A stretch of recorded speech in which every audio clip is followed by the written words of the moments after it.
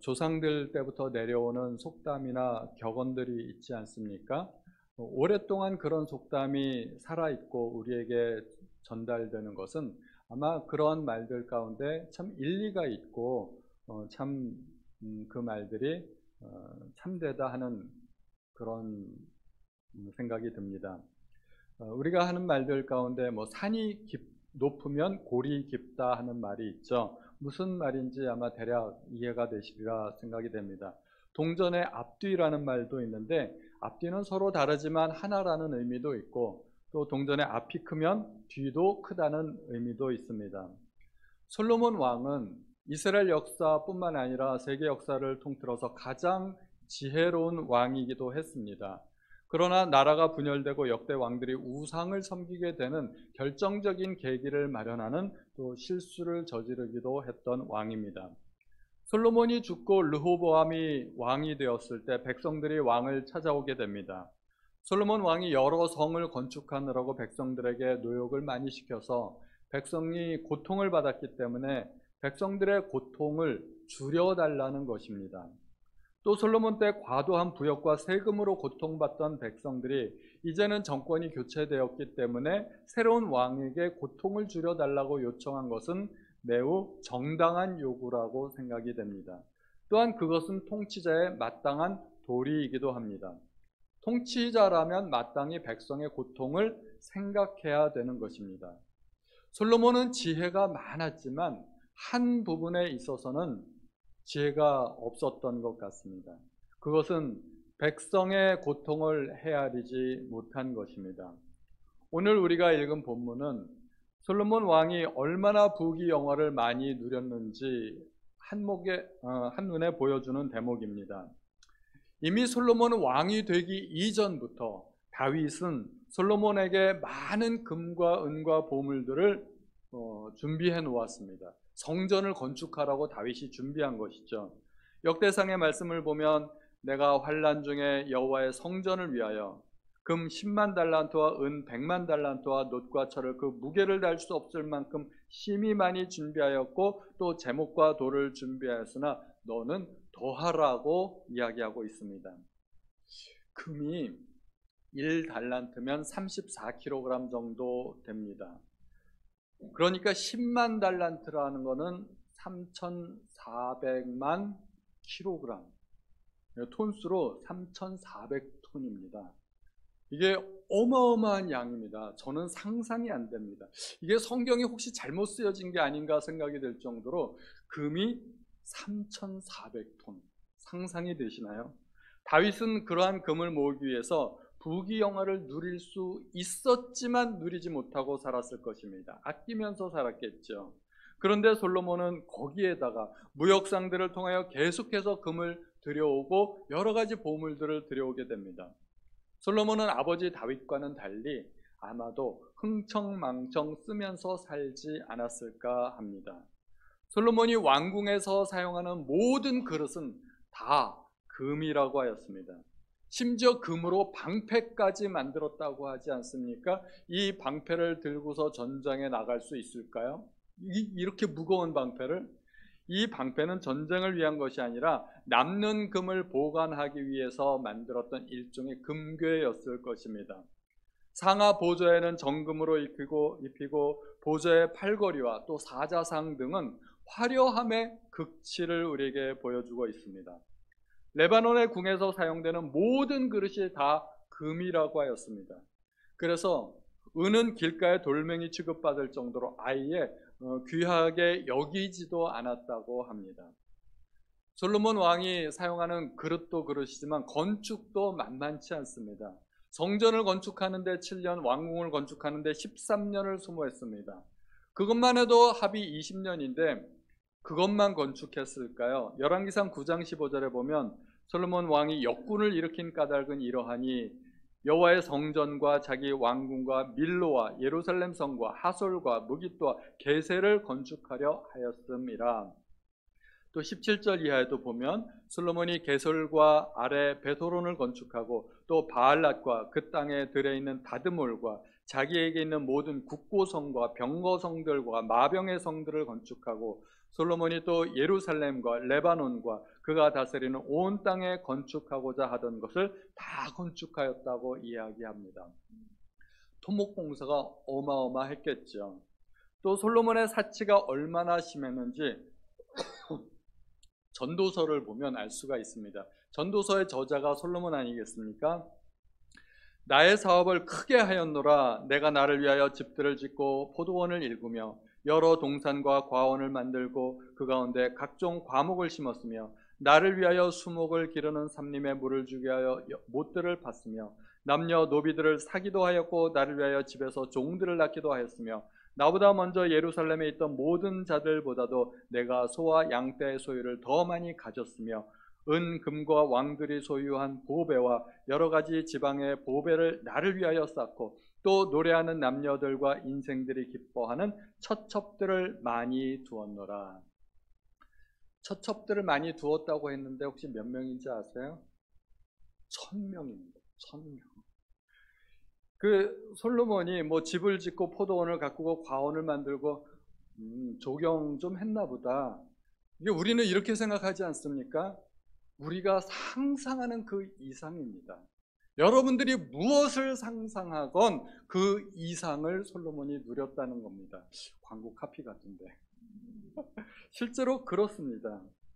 왕궁에서 사용되는 하루 식탁이 어떻게 되는지 혹시 성경을 보셨나요? 열왕기상 4장에 보면 솔로몬의 하루의 음식물은 가는 밀가루가 30고루요 굵은 밀가루가 60고루요 살진 소가 10마리요 초장의 소가 20마리요 양이 100마리며 그 외 숫사슴과 노루와 암사슴과 살진 새들이었더라. 1고루는 약 220리터인데 오늘날 단위로 환산해 보면 하루 식량으로 사용된 밀가루가 한 10톤 정도 됩니다. 매일같이 하루도 빠짐없이 소를 30마리를 잡았고 양은 100마리를 잡았습니다. 거기에 사슴과 노루와 닭, 이 어마어마한 양이 하루의 식량으로 소모되었다는 것입니다. 퀴즈를 낼게요. 요리사는 몇 명쯤 되었을까요? 상상이 안 됩니다. 최소한으로 잡아도 수백 명의 요리사가 필요하다는 것입니다. 솔로몬에게 처첩들만 1000명이었으니 거기에 딸린 각종 시종들과 시녀들과 또 신하들까지 합치면 솔로몬의 이 살림 규모가 가히 천문학적이라는 것을 우리가 알 수 있게 됩니다. 아방궁을 짓고 살았던 진시 왕자도 사치와 향락에 젖어 살다가 결국은 백성들의 원성을 듣게 되고 그 원성이 극에 달하게 되는데 솔로몬과 진시 황제 중에 누가 더 사치를 누렸는지는 알 수 없지만 진시 황제가 백성들의 원성을 받게 되었다면 솔로몬도 똑같지 않겠습니까? 뭐 별로 다르지 않을 것입니다. 솔로몬의 부귀영화는 분명히 하나님께서 주신 것이 맞았습니다. 하나님께서 내게 다른 네가 구하지 않은 다른 것까지 부귀영화도 함께 주겠다고 말씀하셨기 때문에 솔로몬의 부귀영화는 하나님으로부터 온 것이 맞았습니다. 그런데 하나님께서 솔로몬이 이렇게 부귀영화를 누리는 것을 보면서 무슨 생각을 하셨을까요? 저는 하나님의 생각이 궁금합니다. 정말 하나님께서 이 정도로까지 주셨을까요? 저는 하나님께서 그 정도로까지 주신 것은 아니라고 생각이 됩니다. 왜냐하면 솔로몬의 이렇게 지나치게 호사스러운 생활에 솔로몬은 신앙을 잃어가고 있었기 때문입니다. 아쉬운 것이 없으니 하나님을 전혀 의지할 필요가 없게 된 것입니다. 금은 보화가 무궁무진하고 애굽에서 마병도 들여와서 군사력도 막강하고 정략거론을 통해 대외 관계도 탄탄하게 유지되었으니 굳이 하나님을 의지할 필요조차 없어지게 되었다는 것입니다. 하나님이 이러한 결과까지 원하셨을까요? 저는 하나님이 틀림없이 후회하시지 않았을까 생각이 됩니다. 너 참 대단하다 하고 하나님께서 백지수표를 줬는데 솔로몬이 거기에다 써놓는 금액을 보니까 하나님께서 뒷머리를 극적극적 이건 아닌데 이런 생각이 들지 않았을까요? 사람은 환경을 만들지만 나중에 가서는 사람은 그 환경의 지배를 받게 됩니다. 환경이 사람을 만들게 됩니다. 보통 사람들이 원하는 환경은 어떤 환경일까요? 여러분들은 어떤 환경을 원하세요? 부족함 없이 살았으면 좋겠다. 내가 열심히 일하지 않아도 큰 돈 벌었으면 좋겠다. 원하는 것은 무엇이든지 할 수 있었으면 좋겠다. 보통 사람들이 그런 것을 원합니다. 그런데 그런 상황에 처하게 되면 그 환경은 사람을 어떻게 만들까요? 그 속에 있는 사람은 게을러지고 하나님과 멀어지기 마련이고 방탕한 삶을 살게끔 되어 있다는 것입니다. 아이러니하게도 우리가 원하는 환경은 우리를 망가뜨리는 환경입니다. 나를 악하게 만드는 환경입니다. 오히려 고난 속에 있을 때 우리의 영혼은 별처럼 빛나는 영성을 가지게 되는 경우가 많다는 것입니다. 다윗이 지었던 시편들을 보면 정말 다윗이 죽을 것 같은 고난을 겪을 때 주옥 같은 시편들이 많이 만들어졌습니다. 다윗의 시편들 중에 정말 아름다운 시들은 하나같이 다윗이 도망 다닐 때, 죽을 것 같은 고난 속에 처해 있을 때, 그때 만들어진 시였습니다. 다윗이 오죽하면 나와 사망 사이는 한 걸음 차이밖에 없다고 이야기를 했겠습니까? 한 걸음만 삐끗하면 천길 낭떠러지로 떨어지는 것입니다. 그 위태로운 길을 걸을 때 다윗의 영성은 가장 아름답고 눈부시게 빛났다는 것입니다. 다윗은 내 인생의 가장 위태로운 길을 걷고 있다고 생각했던 바로 그때가 하나님께서 보호해 주시고 인도해 주시던 가장 안전한 시기였었다는 것입니다. 다윗의 생에 씻을 수 없는 큰 죄들이 있지 않습니까? 실수가 있습니다. 그러한 실수들은 모두 나라가 태평하고 다윗이 평안할 때 저질러진 일들입니다. 아이러니하지 않습니까? 우리 성도님들은 어떤 환경을 원하시나요? 내가 원하는 환경과 내게 좋은 환경은 결코 같지 않다는 것을 우리가 기억해야 됩니다. 어쩌면 내가 그렇게도 원하는 그 환경은 나를 망가뜨리고 나를 부서뜨리는 그 환경이 될 수도 있다는 것입니다. 저도 삶이 고달플 때가 있습니다. 저도 인생이 고달프고 힘들 때는 금식 기도하고 또 꼭두새벽부터 나와서 교회에서 기도합니다. 제가 금식이 좋아서 금식하겠습니까? 밥이 안 넘어갑니다. 밥을 먹어도 소화가 안 됩니다. 그러니까 금식하게 되고 또 잠이 안 옵니다. 알람 맞춰놨지만 한 두세 시간 전에 눈이 떠지고 잠이 안 오니까 꼭두새벽부터 나와서 하나님 앞에 부르짖고 기도하게 됩니다. 그런데 그렇게 기도하고 하나님을 찾다 보면 저의 영혼이 회복되고 하나님께서 나를 지켜주시는 걸 느끼게 되고 하나님 앞에 더 가까이 나아가게 되는 저 자신을 느끼게 되는 것입니다. 솔로몬의 재산과 지혜는 세상의 그 어떤 왕보다도 컸다고 성경에 기록되어 있습니다. 그런데 정말 모순적이게도 그것은 솔로몬의 교만의 씨앗이 되었던 것입니다. 초창기 솔로몬을 우리가 기억하지 않습니까? 올바른 재판을 하기 위해서 하나님 앞에 지혜를 구했습니다. 그런데 그 지혜를 가지고 지금은 어떻게 사용하고 있습니까? 재산을 늘리고 사치하는 데 사용하고 있습니다. 솔로몬은 조금씩 삐뚤어져 가고 있었던 것입니다. 향락에 취해서 사치에 젖어서 자기의 인생이 어디로 가는지도 모르고 조금씩 방황하면서 하나님으로부터 한 걸음 한 걸음 멀어져 가고 있었던 것입니다. 세상 사람 모두가 원하는 것이 솔로몬의 부귀영화 아니겠습니까? 솔로몬은 세상 사람들이 원하는 그 모든 것을 다 가졌습니다. 다 누렸습니다. 해보고 싶은 것 다 했습니다. 그런데 그렇게 부귀영화를 누리면서 한편으로 신앙을 잃어가고 있었다면, 만약에 둘 중에 하나만 선택해야 된다면 우리는 무엇을 선택해야 될까요? 부귀영화와 신앙 중에 한 가지만 선택하라고 한다면 무엇을 선택해야 될까요? 우리는 둘 다 갖고 싶죠. 둘 다 갖고 싶은데 만약에 둘이 병행할 수 없다면 정말 우리는 신앙을 선택할 수 있을까요? 내가 하나님을 버리고 부귀영화를 선택하게 되지는 않을까요? 아니면 내가 고난을 감수하고서라도 그 길이 하나님이 원하시는 길이라면 내가 하나님과 신앙을 선택할 수 있을까요? 솔로몬은 부귀영화를 선택했습니다. 그리고 하나님을 잃어버렸습니다. 그리고 결국은 나라도 잃어버렸습니다. 하나님을 잃어버린 결과 솔로몬은 다 잃어버린 것입니다. 솔로몬이 병거와 마병을 모으고 심지어 병거성을 만들고 마병의 성들까지 건축한 것은 솔로몬이 어느새 하나님을 의지하기보다는 자기의 군사력과 병력을 의지하게 된 것을 보여줍니다.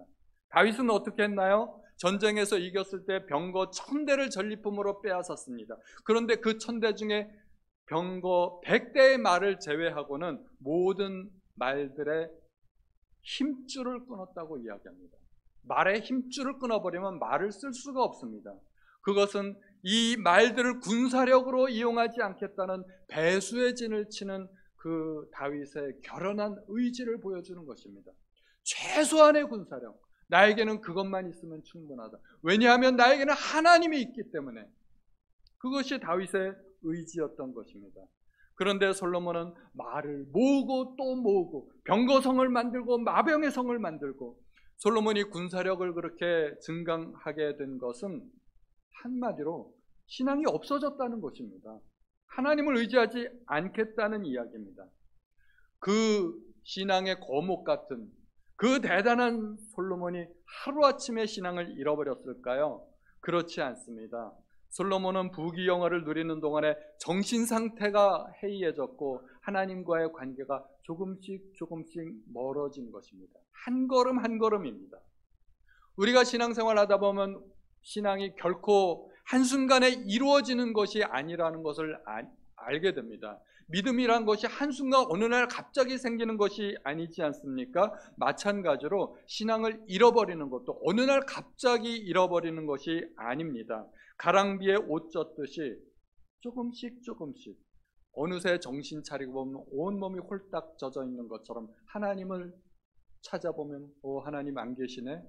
이거를 느끼게 된다는 것입니다. 이쯤이야 괜찮겠지.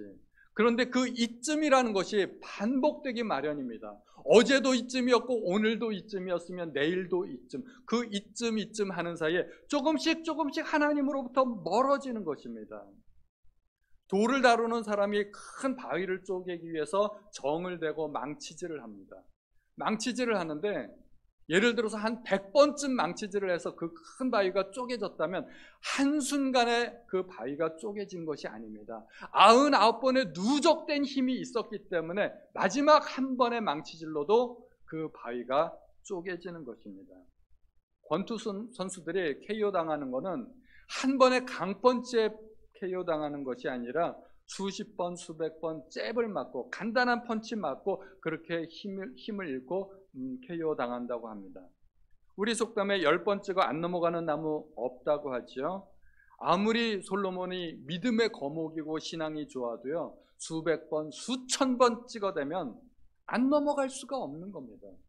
솔로몬이 처음에 아무리 신앙이 좋았지만 그 1000명이나 되는 첩첩들 이방 여인들을 데리고 살면서 수백 번, 수천 번 찍어대니까 솔로몬도 결국에는 노년에 쓰러지고 말았습니다. 그 대단한 솔로몬이 쓰러지고 만 겁니다. 시간이 지나면서 솔로몬이 부귀영화를 누리는 동안에 처음의 솔로몬과 나중의 솔로몬 달라지게 되었습니다. 이것을 우리는 초심을 잃었다라고 표현을 합니다. 초심을 잃어버린 것입니다. 솔로몬이 처음에 하나님을 대하면서 무엇이라고 기도했나요? 나는 아이라 출입할 줄을 알지 못합니다. 주의 이 큰 백성을 누가 재판할 수 있겠습니까? 나에게 듣는 마음을 허락해 주시고 주님의 백성들을 올바로 재판할 수 있도록 도와주십시오 라고 하나님 앞에 기도했습니다. 그렇게 기도하던 솔로몬의 초심은 시간이 지나면서 온데간데 없이 사라져버리고 말았습니다. 듣는 마음을 달라고 했지만 백성의 고통을 들을 줄 모르는 완고한 왕이 되어버렸습니다. 아이라 출입할 줄을 모른다고 하던 그 겸손함이 백성 위에 군림하는 폭군이 되어버렸습니다. 백성을 공의로 재판하겠다던 그 결심이 향락과 사치에 빠져버리고 말았습니다. 초심을 잃어버리지 않는 것이 매우 중요합니다. 솔로몬의 타락하는 이 과정을 보면서 나는 어떻게 변했는가 생각해 보았습니다. 나는 과거에 어떤 초심을 가졌었는가 제가 저 스스로를 돌이켜보게 되었습니다.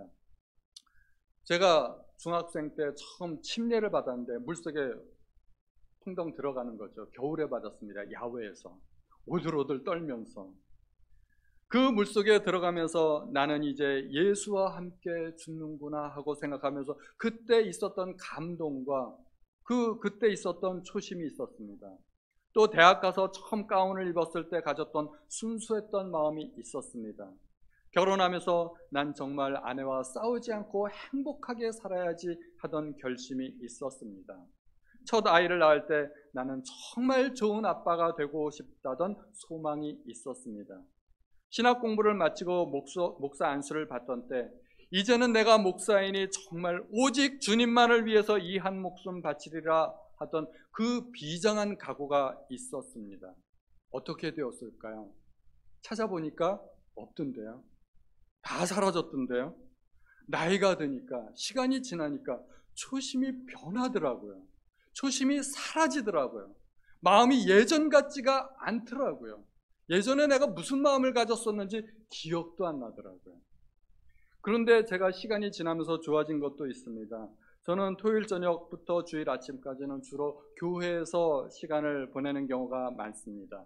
주로 설교문을 작성하기 위해 사무실에 앉아있는 시간이 많지만 또 밤이 깊어지면 피곤하기도 하고 교회에서 쪽잠을 자는 경우가 많습니다. 제가 주로 잠자는 곳은 어디일까요? 유아실, 잠옷실입니다. 겨울에는 얼마나 좋은지 몰라요. 바닥 난방이 잘 돼 있어서 이불 덮고 자면 아침에는 땀이 납니다. 내가 찜질방에 와 있나 싶은 생각이 들 정도로 정말 환경이 좋습니다. 그런데 약간 장소가 좁은 것 같아서 이제 장소를 옮기게 되면 주일학교실을 이용합니다. 주일학교실은 넓지 않습니까? 넓은 장소에서 이렇게 누워 있으면 갑자기 제가 부자 된 것 같아서 느낌이 또 괜찮습니다. 그런데 정말 제가 사랑하는 장소가 한 군데 있는데 가장 애용하는 최애 장소 어딜까요? 제가 서 있는 바로 이 공간입니다. 기껏해야 한평남짓 되는 이 공간이야말로 하나님께서 저에게 주신 저만의 공간이라고 생각이 되니까 얼마나 이 공간이 저에게 귀한지 모릅니다. 제가 여기에다가 가끔 저 기도방석 3개를 스트레이트로 깔아놓는 경우가 있습니다. 완벽한 1인용 침대가 됩니다. 그 위에 제가 벌렁 누워있으면 온갖 생각이 다 들게 됩니다. 하나님께서 왜 나를 이곳에 불러주셨는가, 하나님의 은혜도 생각이 되고, 또 여름에는 여기 누워서 자면 얼마나 시원한지 몰라요. 그래서 여름에는 주로 이곳에서 잠잘 때도 있습니다. 이 공간은 저에겐 너무나 소중한 공간이고 하나님께서 저에게 주신 공간이기 때문에 외부 목사님들도 아무리 유명해도 제가 초청하기 전까지는 이 자리에 마음대로 못 올라오는 것 아니겠습니까? 성도님들도 새벽 예배 때 기도 시간에 제가 앞자리에 나와서 기도하라고 해도 여기는 또 안 올라오시더라고요.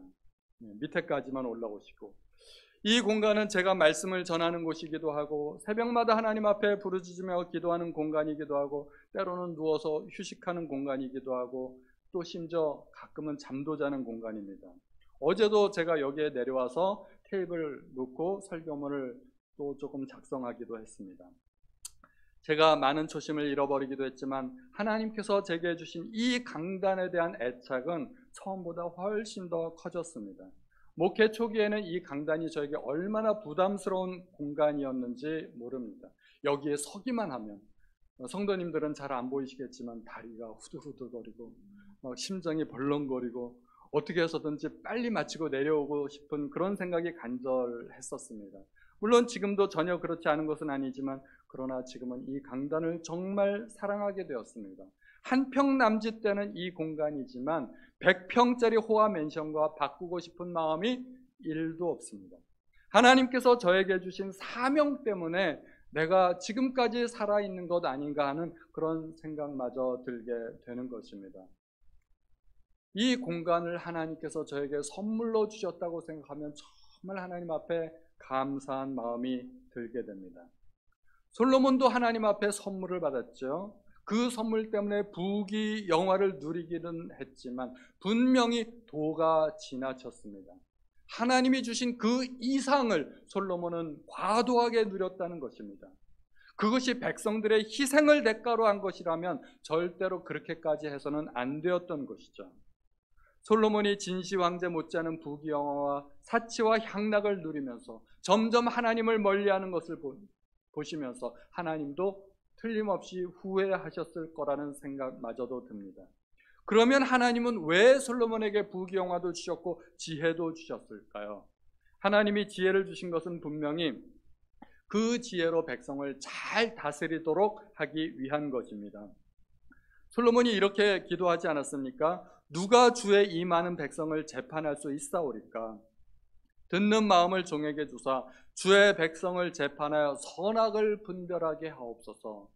이 기도가 하나님 마음에 너무 흡족했기 때문에 하나님께서는 그의 소원대로 지혜를 주셨습니다. 그 지혜는 아무나 가진 것이 아닙니다. 이렇게 하나님이 특별한 목적을 위해서 어떤 특별한 사람들에게 특별한 재능을 주신 것을 우리는 흔히 은사라고 이야기합니다. 그러므로 은사를 구분하는 방법은 혹시 내가 남들보다 더 잘하는 게 있나 싶으면 그게 은사입니다. 그리고 남들에게 도움이 되어야 합니다. 제가 고스톱을 잘 치면 은사일까요? 고스톱 잘 치는 거는 다른 사람들에게 도움이 안 되기 때문에 은사가 아닙니다. 그런데 제가 탁월하게 잘 가르치는 능력이 있다면 그것은 목사로서 좋은 은사가 될 수 있습니다. 남들보다 노래를 잘하거나 악기를 잘 다루시는 그것도 분명히 은사입니다. 그림을 잘 그리거나 꽃을 잘 가꾸거나 이런 것도 분명히 은사가 될 수 있습니다.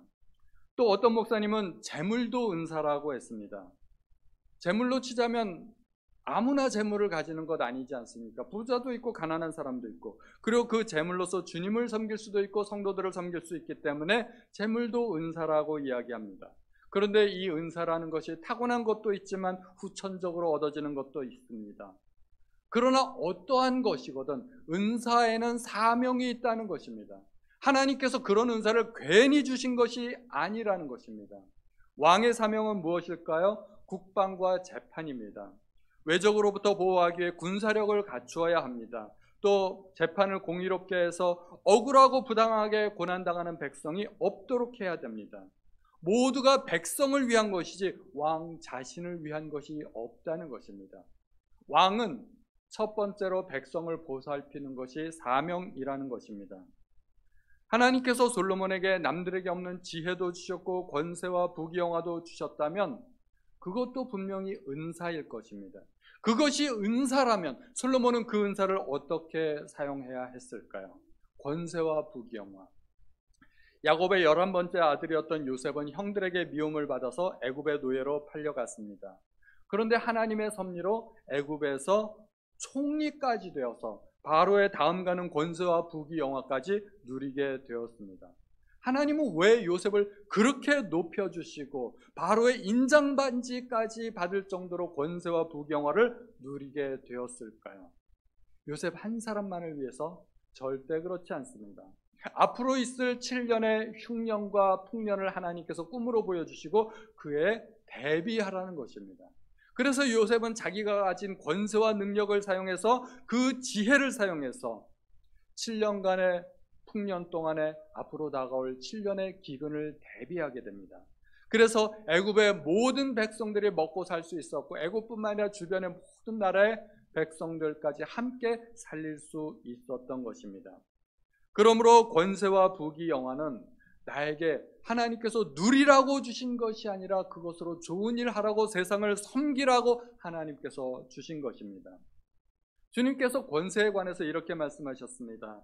너희 중에 누구든지 크고자 하는 자는 너희를 섬기는 자가 되고 너희 중에 누구든지 으뜸이 되고자 하는 자는 모든 사람의 종이 되어야 하리라. 권세를 어떻게 사용해야 된다고요? 섬기라고. 나를 위해서가 아니라 다른 사람을 위해서 사용하라고. 그런데 솔로몬은 어떻게 사용했나요? 오직 부귀영화를 누리는 데만 사용했습니다. 물론 왕이기 때문에 어느 정도 누릴 수 있습니다. 누릴 자격이 있습니다. 왕이 평민하고 똑같이 살 수는 없는 것 아니겠습니까? 그런데 솔로몬은 도가 지나쳤다는 것입니다. 그것이 은사인 줄 모르고 잘못 사용했다는 것입니다. 그랬더니 백성들이 고통을 당하게 되었습니다. 다윗은 전쟁터에서 베들레헴 성문 곁 우물물을 그리워하면서 목말라 했습니다.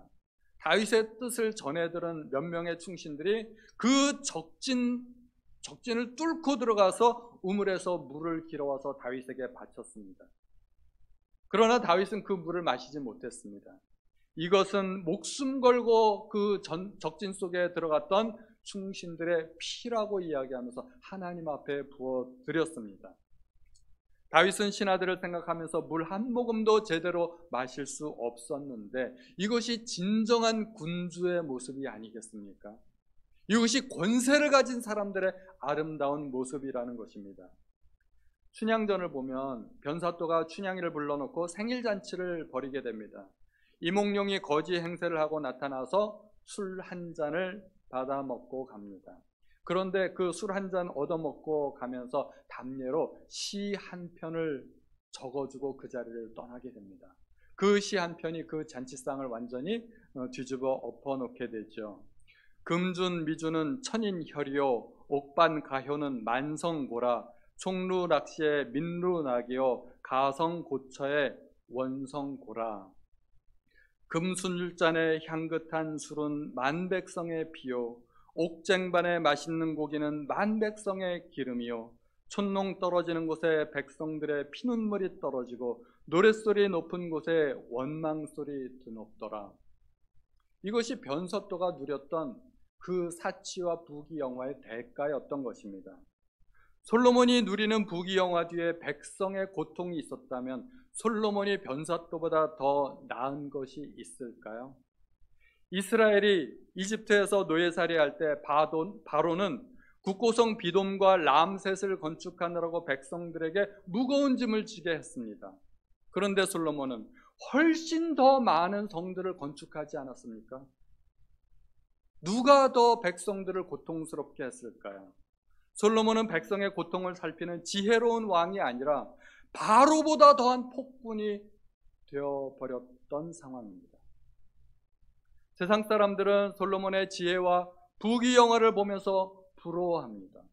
나도 저렇게 한번 살아봤으면 좋겠다고 원할지 모르지만 그러나 우리는 솔로몬이 그것 때문에 망했다는 사실도 기억해야 됩니다.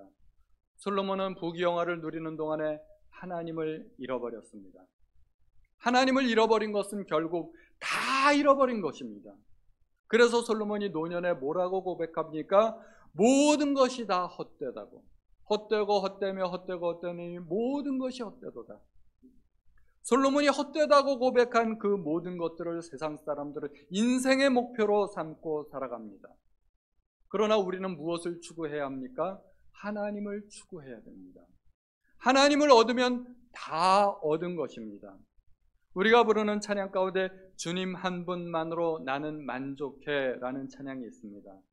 진심으로 그 찬양이 우리 모두의 찬양이 되시기를 바랍니다.